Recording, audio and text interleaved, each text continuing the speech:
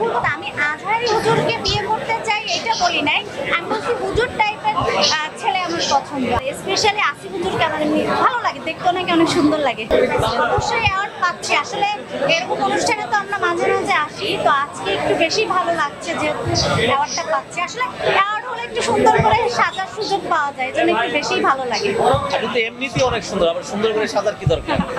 না, তারপর একটা প্রিপারেশনের বিষয় আছে না, যে একটা প্রোগ্রামে আসলে একটু সেজে গুজে আসলে ভালো লাগে, নিজেকেও ভালো লাগে, সবারও ভালো লাগে। অ্যাওয়ার্ড পাচ্ছেন স্পেশাল কোনো কাজের জন্য কিনা? অবশ্যই মাঝে আমি একটা কাজ করেছি, ওটার জন্য আমি অ্যাওয়ার্ড পাচ্ছি।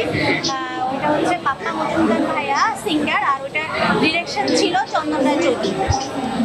আমরা অনেকদিন যাবতীয় শুনছিলাম যে আজহারি হুজুরকে আপনি বিয়ে করতে চান, বিয়েটা কত দূর আগালো একটু বলবেন?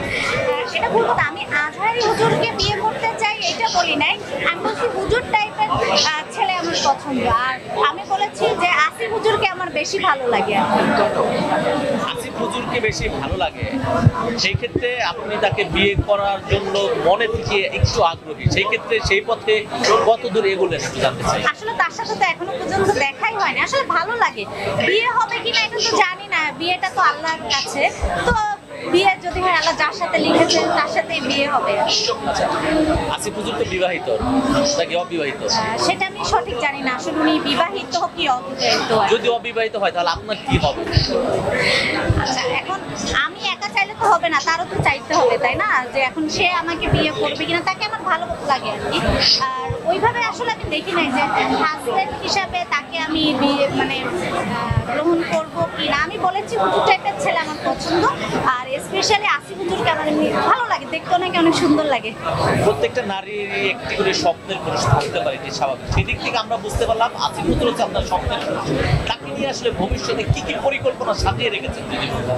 আচ্ছা, আমি এটা বলতে পারছি না সে আমার স্বপ্নের পুরুষ, তাকে আমার ভালো লাগে, বাট আমার ভবিষ্যৎ পরিকল্পনা হচ্ছে যেটা আমি চাই একজন হুজুর টাইপের মানুষ আমার হাজবেন্ড হবে, যার পাশে শুয়ে থাকলে সে আমাকে গজল শোনাবে। ইভেন তার গাড়িতে যখন আমি চড়বো সে গান বাজে, সে আমাকে গজল শোনাচ্ছে, গাড়িতে শুয়ে আছি গজল চলতেছে।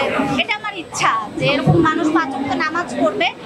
আসলে হুজুর বললে তো আর হুজুর হয় না, টুপি মাথায় দিলে পাঁচ ওয়াক্ত নামাজ পড়লে হজ করলে তো হুজুর হয় না। বাট সবাই তো এরকম না, তার কথাবার্তা ঠিক থাকতে হবে, ইসলামের নিয়মে চলতে হবে। যে আমি হজ করলাম, পাঁচ ওয়াক্ত নামাজ পড়লাম, আমার কথার কোনো মূল্য নাই, মিথ্যা কথা বললাম, মানুষের ক্ষতি করলাম। আমরা তো এটাও দেখতে পাচ্ছি অনেক হুজুর আছে যারা হচ্ছে রেপ করতেছে, তো এটা কি আপনি হুজুর বলবেন? অবশ্যই না। আর আমি চাচ্ছি যে একজন লয়াল পার্সন যে মুনাজাতে আমাকেই চাবে শুধু জান্নাত। এখন বর্তমান সময়ে তো মডেল অভিনেত্রী বা আপনাদের সুন্দর নারী যারা আছে তারা তো অনেক সুন্দর সুন্দর ছেলেদেরকে পছন্দ করে, যাদের অনেক টাকা পয়সা আছে তাদেরকে পছন্দ করে। আপনি হুজুরকে কেন পছন্দ করছেন? হুজুরকে আমার আসলে ভালো লাগে, একটু দাড়ি থাকলে, আমার একটু দাড়ি টাইপের ছেলে খুব পছন্দ, দাড়িওয়ালা। আর যেহেতু হুজুর টাইপের বললাম না যে আসলে নামাজ পড়তে হবে, আমি নিজেও নামাজ পড়ি, আমি পাঁচ ওয়াক্ত পড়ি কিনা এটা শিওর আমি বলতে পারছি না, বাট আমি ট্রাই করি অন্তত যে কয়েক করতে। আর ইসলামিক মাইন্ডের ছেলে পছন্দ করি, যারা আসলে লয়াল থাকবে। চকলেট ছেলেরা, চকলেট বয় টাইপের যারা আছে তারা কি ধোঁকা দেয় মেয়েদেরকে বেশি, আর হুজুরা কি মেয়েদেরকে ধোঁকা দেয়? অবশ্যই, এখন এটা তো বলা যায় না। দেখা যায় আজকাল ছেলেরা কি করে, দেখা যাচ্ছে যে রিলেশন করলে একটু টপস পরা, একটু ছোটখাটো ড্রেস পরা, এইসবের মেয়েদের মধ্যে। আবার বিয়ে করতে চাইলে বোরকা পরা মেয়ে ঘর থেকে বের হয় না, এরকম মেয়ে। তো আসলে কি ওই মেয়েটা কি ভালো, যে টপস পরে সে মেয়েটা কি ভালো হবে না? এটা তো না। তো এখন কথা হচ্ছে যার যার ব্যক্তিগত ব্যাপার, সব মানুষের মধ্যে ভালো মন্দ আছে, যে কে ভালো কে খারাপ এটা তো বোঝা মুশকিল আসলে।